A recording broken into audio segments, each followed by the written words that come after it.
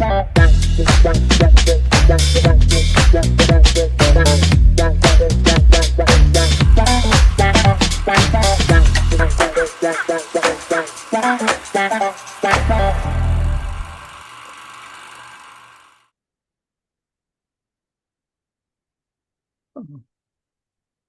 readers, today we have Daniel McMillan with us.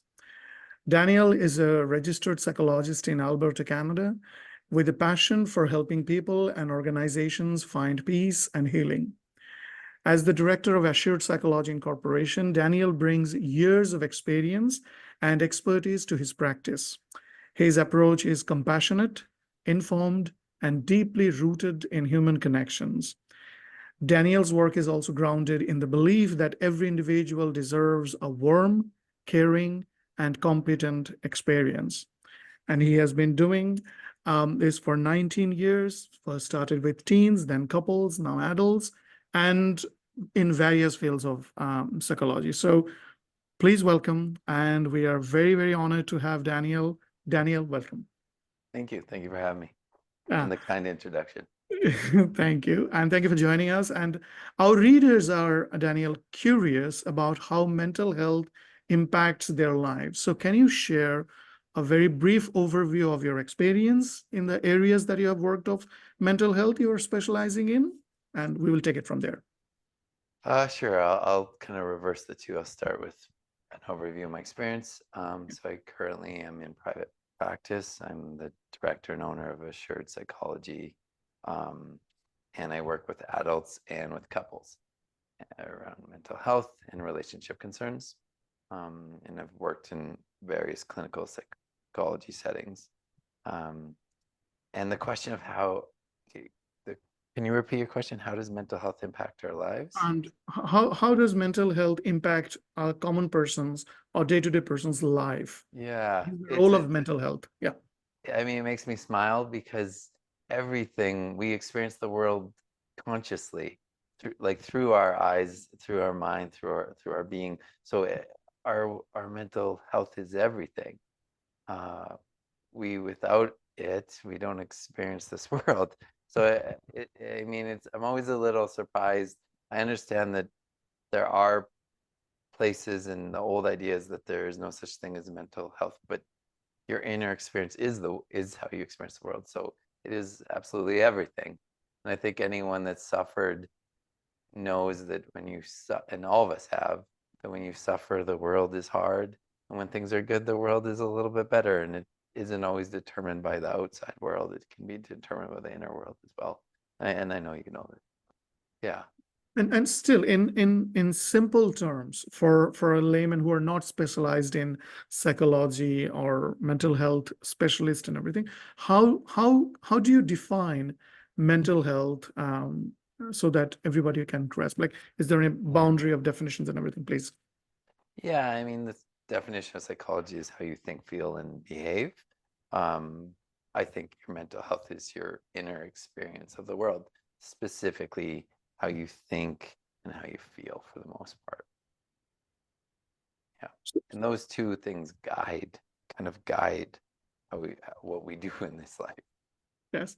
And regarding life, Daniel, life can be stressful. We all understand that. So how can our readers, I'm speaking on behalf of our readers, so how can our readers distinguish between normal stress and anxiety that might benefit from professional help? Like, one thing is that normal stress, like life is stressful, but whenever it is turning to anxiety, what is the boiling point? What is the tipping point that, okay, now I should look for professional help? Can you identify any red flags or anything? Yeah. I think there's two things. One is you don't have to be ill or anxious or depressed to get support. Just as the only time you go to your physician shouldn't be when you think you have a disease. It should be regular, checkups and ongoing support.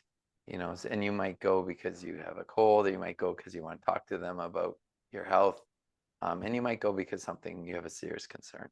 So first of all, I want to discourage the idea that you can only get support if you're not well. And I think the problem with that idea is that then people that are getting support feel shame that if that's seen, that people will think that they're mentally ill, when really they're doing the mental exercises they need to do to take care of themselves. Just as the fact that I went to the gym yesterday and I ate a reasonably healthy breakfast doesn't mean I have terminal disease. It means that I'm looking after myself. So, how to know when your suffering is essentially worth taking care of, and suffering can be anxiety, depression, can be relational concerns, can be trauma symptoms. You know, it can be a number of things, both more severe and less severe than what I just listed. Really, I think it has to do with your functionality. Like, can you function, and do you want more from how you experience your life? So we can, most diagnoses, their pathology has to do with functionality, meaning does it impact day-to-day life? But I believe people deserve support before it gets to that point. So, do you feel like things could be a little bit better? Do you think you could feel more at ease, more content in your life? And if so, you deserve that to be addressed in one way or another. Yeah, that's whenever I was listening to you, I thought that why didn't I? It is very logically arranged and everything. So you mentioned about trauma, about a relationship, and you have also worked with teens and adults and couples. So can you elaborate on how past experiences and our connections with others can impact our mental well-being?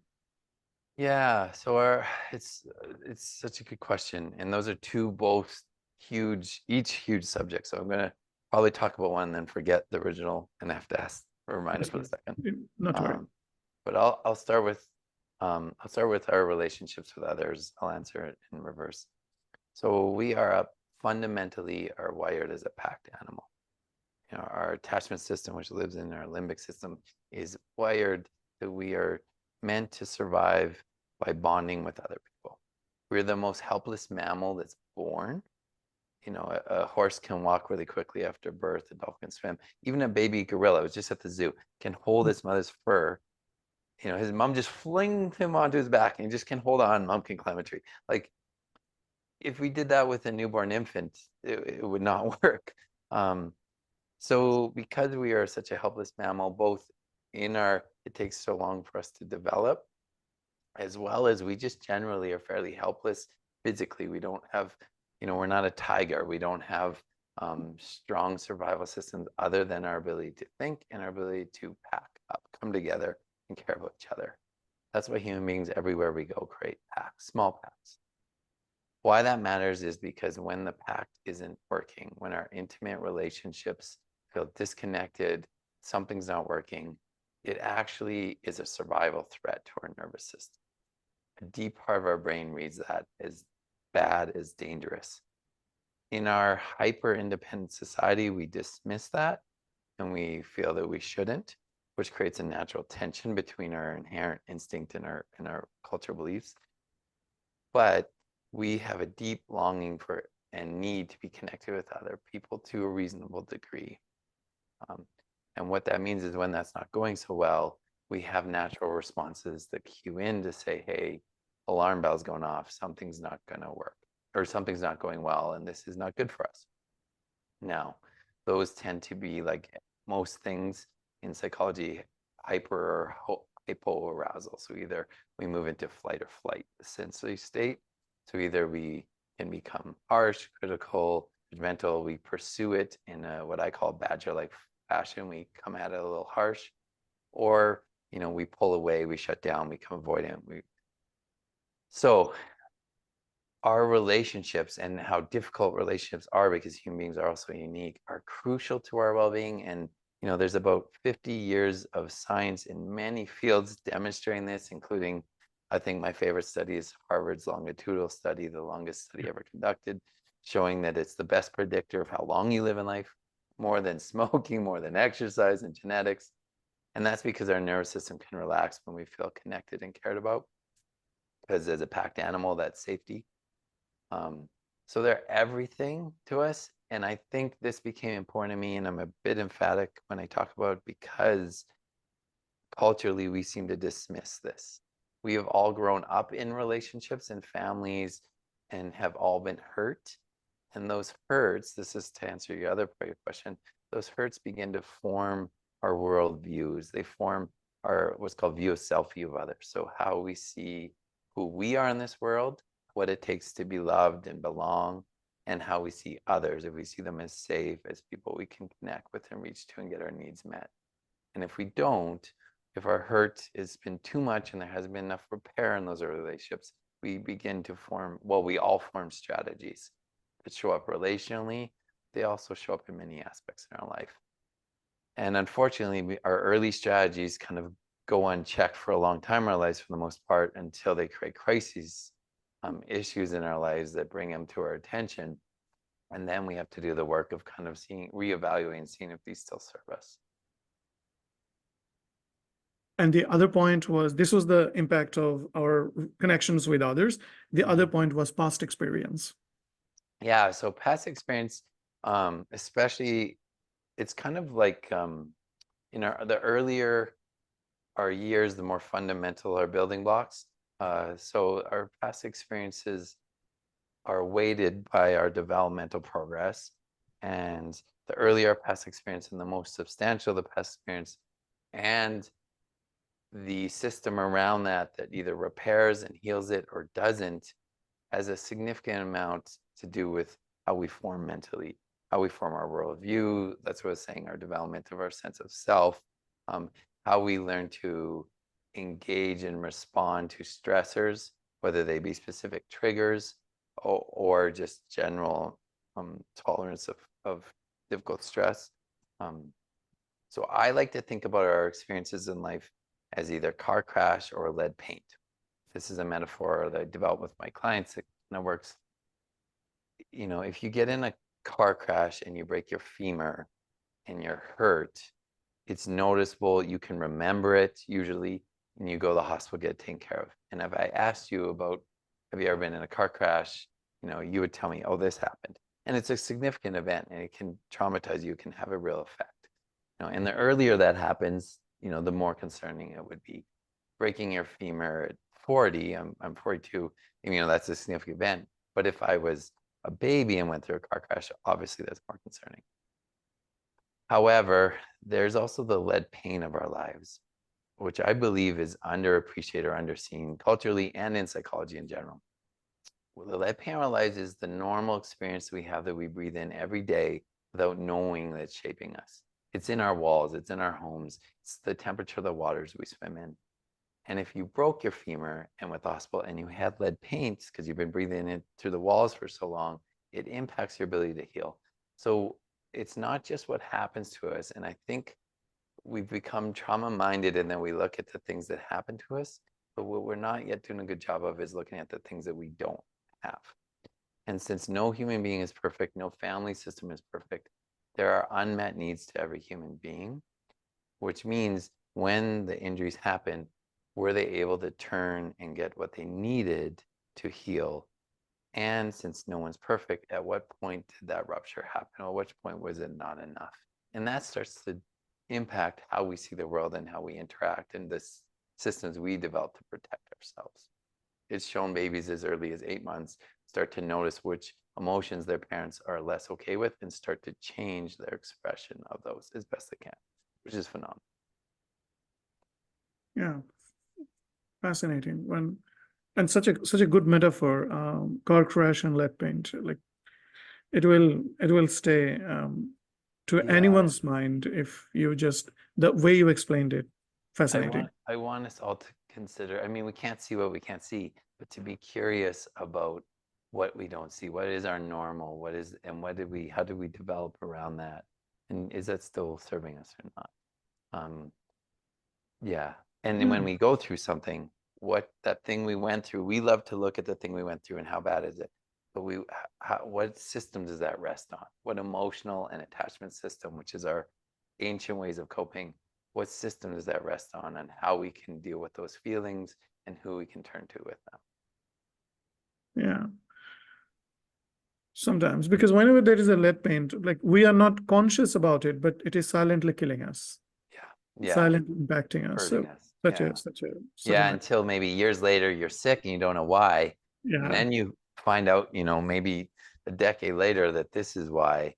Yeah, it begins to make sense. Yes. Yeah. But for that 10 years, I was in it. Like, Yeah. uh, Exactly. It's your yeah, normal. it's normal for me, but it is actually not normal.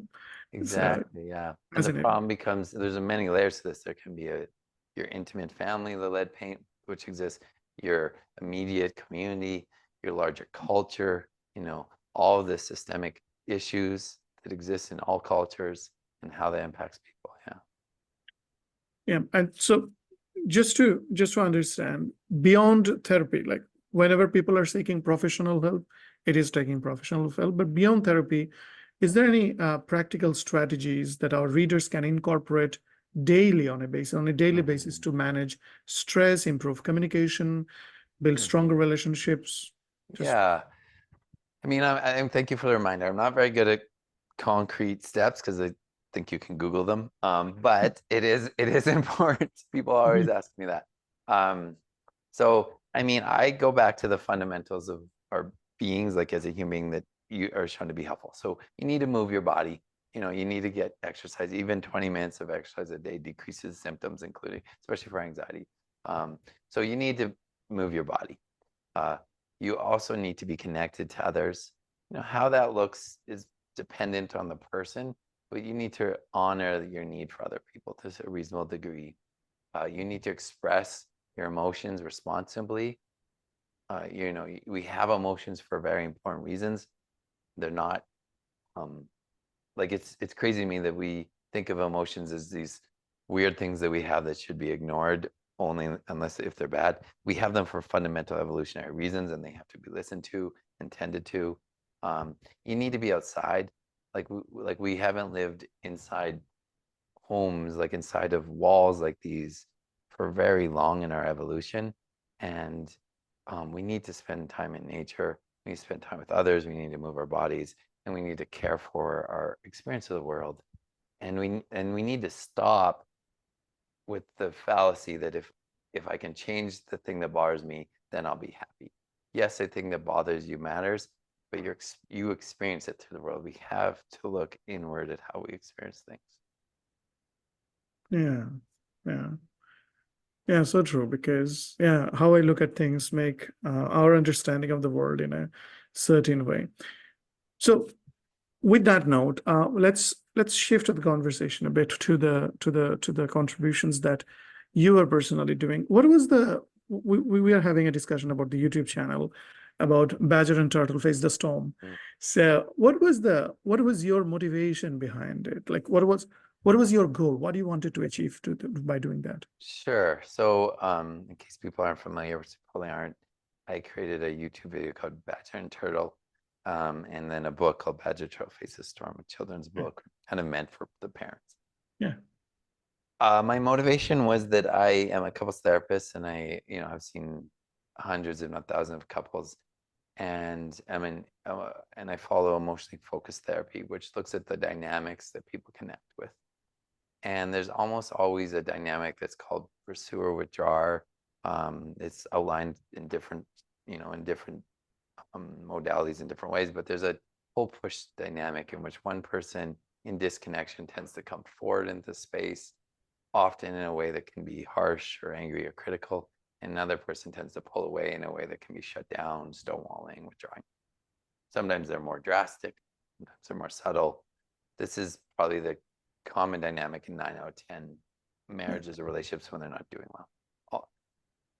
Uh, so I began trying to teach my couples that came in the office using that language, that explanation, and it didn't land. And then I discovered, I just one day started telling them a story. And I grew up in the prairies and in the country, and I always saw these big badger holes, and the dirt was really far behind them. And I thought, wow, I want to see one. They must be ferocious diggers.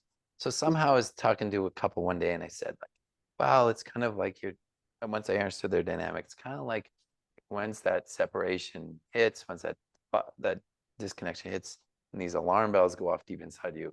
One of you is coming forward to closing that space, and you're trying to get close.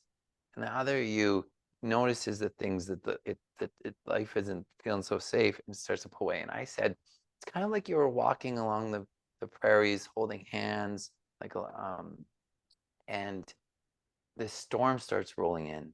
And it's like one of you is like this turtle when he's a badger, and the storm starts rolling in, and the turtle drops down and goes in its shell and says, oh my gosh, this is scary. I want to let it blow over. I don't want to make it worse. Like me, myself, I'm a natural turtle, so I get this. I think I don't understand why people are screaming, yelling. I just chill out, just go in, just leave me alone, you know.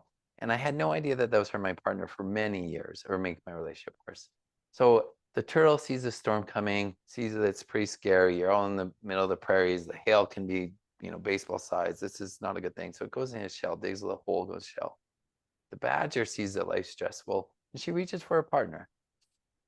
And where is this guy? He's down in his shell. And to her, he's just trying to get through for both of them. He's actually trying to help both of them. But she sees him as just having abandoned her. And often so she does what a badger does. She drops down and starts to dig him out of shell. Let's get close again. But she does this a little badger-like, a little tooth and claw, a little critical, or a little demanding, or a little over talking, over planning, a little anxious, and starts to try to dig him out of shell. And unfortunately, the more the turtle sees this, the less he feels it's safe. I'm using gendered language, but it can be either way.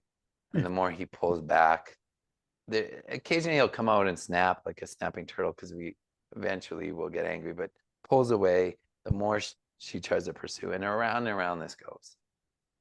Couples seem to fall into this dance all the time. And I noticed when I started to tell this story that it would stick, that the couples would come back in my office, the next week and say, oh my God, I was totally turtling, and I badgered him or whatever. What do we do about it? Like they began to own their pattern. Yes. And this was crucial for me, because as a natural turtle, I only saw the problems of the badger. I had no idea that the sense of disconnection I was causing by withdrawing was fueling their panic. And they didn't have as much idea that their attempt to reconnect was actually creating a lack of safety. And so and I started to teach couples this, and they loved it. And so for about 8-9 years, I probably told that story hundreds and hundreds of times, and not force it, just naturally fit it. And they loved it each time. I thought, okay, I got to share this with the world in some way. So I made the YouTube video, and a lot of therapists come up to me when I'm at trainings and say like, oh, I share your video with my couples. Thank you for doing that. And I thought, okay, for me, when did my marriage start hitting the rocks? Oh, it was after kids were born, like most people. And I thought, okay, I got to get this to parents, because I want to improve kids' lives. But kids can't, like, I have to do that through the parents. How do I do that? Well, parents aren't going to read like a long, boring book. You're too exhausted. But when I was a parent, I read certain books like Robert Munch, Dr. Seuss. I read them hundreds and hundreds of times, and you memorize them. So I thought, imagine if this could be one of those books that I put in front of parents, and they read to their kids, and it's a kid's book, but they get the lesson from it. Kind of like I Love You Forever, or There's No Such Thing as a Dragon. They have a lesson in them. And I remember those books as a kid, but now I read them to my kids, and they like make me cry, because I'm like, oh my God, that's a beautiful lesson, and I've learned it. So I wrote it as a kid's book to hopefully inadvertently teach parents about this dynamic, so they can, because what we can see, we can change, so that they could see it and influence it. So hopefully both improve their marriage, but to improve the waters the children swim in, which is usually the tension and the feelings in the marriage, in the home. So that's a long story, but that's the journey that it walked through. And then I put it all out there, and then I've sort of haven't done much with it since. No, thank you for encapsulating this all, because it is such a fantastic thing to hear, because in my language, in our language, my mother tongue, there is a proverb. The English translation would be, whenever you want to teach a child, teach the parent. Oh, wow. And the outcome of the parent teaching to the children is basically you are teaching your grandchildren. Yes, yeah, that's incredible. Yeah, well, that's very validating. Thank you. So basically you are covering. So whenever you're making this this book, making these videos, you're basically teaching the parents. And my for hope. sure, it will go down at least one generation, at That least. is my hope. Yeah. And the way you are sharing that, whenever the couples or the parents or the kids, they were coming to the next week, they were immediately saying, "Oh, I was startling him, I was badgering him and Yeah. her and everything." So stories connect immediately. Stories connect immediately, and stories are basically very. It stays with you, Mm-hmm. and all with the lessons and everything. I So I completely agree, and I think that a little bit of psychology I think in our psychology's desperate attempt to be validated as legitimate and be like medicine, that we've lost a little bit of that.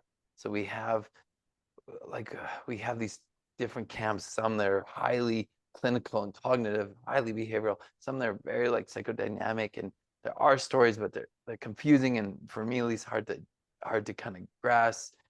But I think down to earth language that we actually can help people understand that their way of being isn't weird or wrong or pathological, that it's the human experience. That's what psychology is it's a human experience that we can help them understand and change their human experience. I think as a therapist that we have a responsibility to try to help people do that. We should interpret it for them.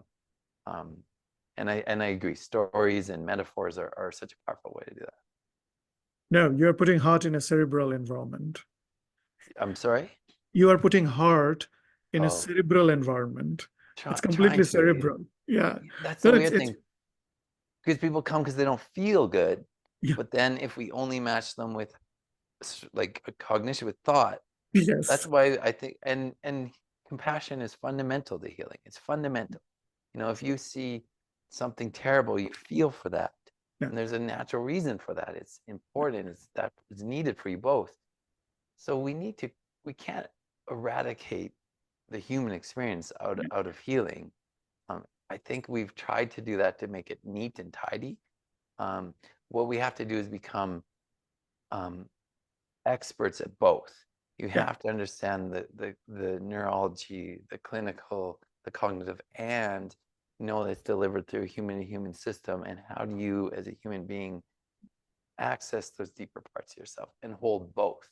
And I believe it's a very difficult job. I think it's really hard to find people that can have that cross section. When I hire staff, that's what I'm looking for. I'm looking at that Yeah. sweet spot. Yeah. Yeah. No, it's fascinating whenever you're talking, and then just with the same spirit and the way you innovatively doing these services to the people.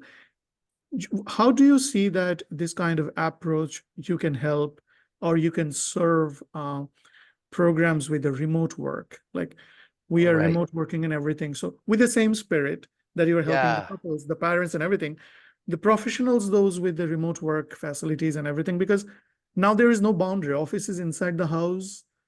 There Hmm. is no particular boundary. The kind of we are always engaged in everything. So how do you see in that, please? Yeah. So I think you're referencing the like on our website that we do some remote work. Um, so first, for us as a company at Assured Psychology, these are our company core values. The first thing on our webpage says warm, competent, caring. So that holds kind of the lens in which we approach everything and the accountability to our team. Yeah. Part of what we do, we offer clinical services, therapy, assessment in Calgary and Alberta. We do that online as well as in person. But part of an interesting program that we kind of fell into a few years ago is that we actually fly therapists to remote sites. Um, right now, remote work sites for the energy sectors, but others as well. And we've been approached by mining and other companies. So we fly therapists to remote sites in high strain environments, because Yeah. what these sites were telling us was the culture's hard. People are in a lot of strain. They're away from family, Yeah. and that has a real impact on their mental well-being, lack of sleep, long hours, high demand work, and then being away from home. And they said, it's great we have EAP, and it's great that we're doing all these upstream awareness activities, but we need something here to help people. We have gyms on site, we have nutrition on site. What do we do? And so we put our heads together and we started flying therapists to these remote sites and being literally in the lunchroom with them, at the toolbox meeting with them, and then they have an office, and someone can book an appointment, or walk down, knock on the door, and sit down and say, hey, me and my wife just got in a huge fight on the phone about our kids, and I'm going into a 10-hour shift overnight driving a big rig truck that I have to drive safely. Can I get an hour of your time, or can I talk to you for half hour?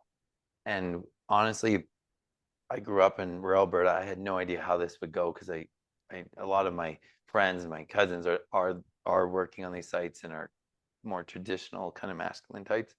And so I warned the company. I said, hey, this might take a while to build. I don't know how quickly this uptake will be. In our first week on site, we had 97% utilization rate.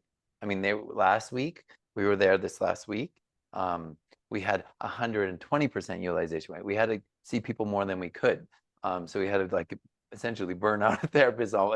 We shouldn't have, but she was really flexible. The need is there, and it's really cool that they're willing, if we remove barriers, that we can support companies in improving their cultural well-being, their retention, their hireability, and their psychological safety of their sites by providing with care people need, rather than it being just a check mark on a campaign, or offload to EAPs, which tend to not be utilized very well because there's some challenges with EAPs. Yeah. So that's the remote work kind of on our website, we'll probably refer to, and it's pretty exciting. It's a neat thing where I'm hoping, my dream is that we can spread this across Canada or across North America and become the industry norm. And my dream is that we can be one of the providers for most of these sites. That's our hope as a company. No, that's an excellent vision, because in HR there's a field called occupational health and safety. Probably you're aware of. But this is so closely connected with that.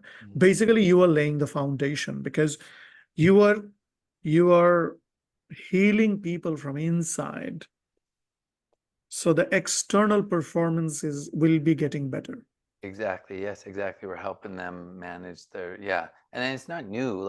No. The military does it. There's always psychologists on site. RCMP does it. Yeah, so it's just really a recognition, accountability to that. If you're going to give people hard hats and ergonomical chairs because you're worried about their well-being physically, and you have a high strain, long hours off site, especially, you have a responsibility to look after them psychologically, and that it's good for business. And we've been pulling out the studies on it. There's not a lot of direct studies, but there are studies around, especially out of Australia, showing it, some studies up to a 15 to $1 ROI. So wow. it's just good business too. Yeah. My hope is we can promote that within those industries and broader. Yeah, definitely. And another thing from your website, I guess, it's what is that idea of donate a meal program? Yeah, so part of those values is that early on we thought, I worked 13 years in the public sector, and it meant something to make a difference for people that couldn't afford services or needed help. And so when I moved into private practice, I thought, okay, well, I still want to feel like we're helping those that can't afford our services. So we have a program in which every single appointment, no matter where it is or what it is, we donate one meal to the Calgary Drop-In Shelter, which is a homeless shelter. And so we've donated over 10,000 meals in the last few years. And this year will probably be up to 18,000. And so it feels like we're making a difference in that level too. We don't really promote it very much. It's kind of buried on our website somewhere. And that's something I need to get better at. But it's the idea that we can help people while still, running a for-profit company, but we can make a difference for those that need it in another way. You are making a difference, for sure. You are making a difference, yeah. And we will scratch this last topic, second last question, we can say. We will just scratch it today, and definitely, if you're willing, we will make another total conversation session with that. How do you see, we will just scratch the surface, how you see the intersection of spirituality and therapy? How do you see that? Yeah, I know that's something we were talking about before we started recording it. Yes. And so yeah, I hear you. It's it's probably something that needs to be a multi-part Yes, series on for sure. Netflix with people that are far more wise than myself. And I mentioned names like Jack Kornfield, Tara Brach, like those are really the people leading that space. I am by no means an expert in that, but I do think it's really interesting and I'm very curious about it. Um, so how do I answer this question? To me, when I've been working with people, especially on a deep level, it feels deeper than clinical or medical. It feels to me spiritual, in that I've worked with people that have encountered incredibly difficult things I could, that are unfathomable for most people. I mean, the amount of trauma and horrific experiences in this world that happen to people. And that's not to dismiss the everyday trauma. I mean, that's a great book, the everyday trauma of life, but it's not to dismiss that hurts us all, which it matters. But what those people have truly suffered and have taught me is that we have this incredible human, um, maybe it's deeper than human, but we have this incredible healing. Rogers called it self-actualization, but we have this incredible healing ability in us no matter what. And a tiny flame in us never totally gets put out. Even those people that is trying to take care of us and trying to heal, and that under the right conditions can happen. That's incredible to me. If I go outside and poison a tree, it will try to heal, but it may die. A human being will forever try to heal in many ways. Um, and then we have these incredible protective parts that are very sophisticated. Even the parts that can want to kill us or want to die or hurt us are actually trying to take care of us another way. And so that we have these deep parts that are trying to take care of us. We're incredible survivors. And there's something in that natural healing and in the depths that a human being can go. Like if I'm learning how to play basketball, I can always get a little bit better, but I'm going to plateau and it's going to be incremental. But there's no end to the depths of insight and awareness and exploration that can happen. It would be a really boring life if at 30 you went to a few retreats to a bit of therapy and then you know everything about yourself. You don't. You can never stop that. It's so deep. So the combination of those and then the work and the places people can access to heal themselves, that it's not formulaic, that they actually have this detailed, this in-depth ability and map inside stuff that we have to help guide them with, but that they have to teach us about. Something in all that makes me think that we have not done a good job of understanding the depths of what therapy, what psychology can really be. And again, I think because there was a fight to legitimize it, that we've kind of almost put that into a different camp and they never shall meet, or they meet sometimes, like Buddhist psychology or some of those names I gave, like Jack Kornfield is probably my favorite. But those aren't the norm. And I think we need to bring the spirit and the soul back into therapy and psychology practices, at least in honoring that this is, yes, we can work with cognition and behavior, and that's probably maybe not touching that, but that's on this roadmap to this deeper part of ourselves.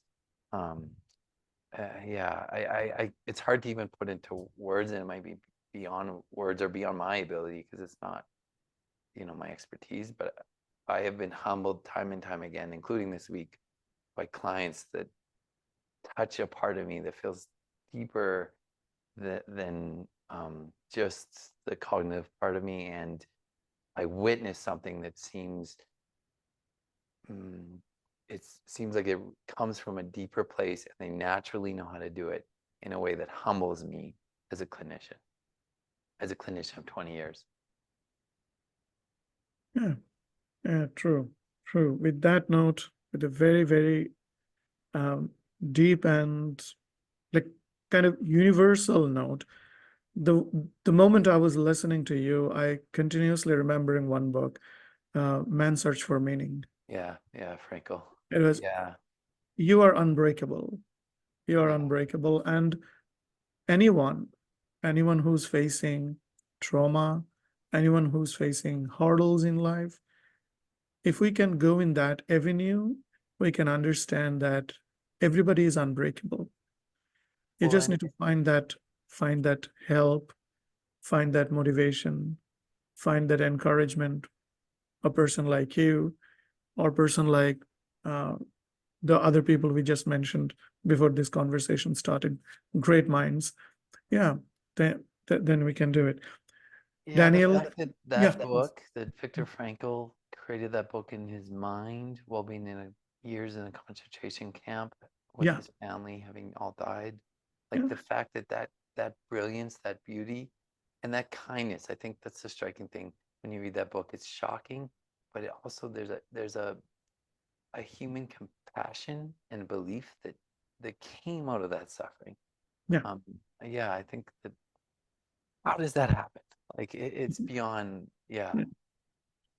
No, fascinating. It is always fascinating. And it was very fascinating to hear to you. And you encouraged our readers to prioritize mental health, relationship, emphasizing that seeking help is a sign of strength, not weakness. Mhm. And you also expressed the belief in the power of human connection and the importance of creating safe and supportive environment for personal growth. For all that, on behalf of our readers and on behalf of the whole team of Magazika, thank you very much. Thank you very much for being here. Well, thank you for having me. I enjoyed our discussion very much. Okay. Okay. With that note, we are ending this conversation. Thank you very much.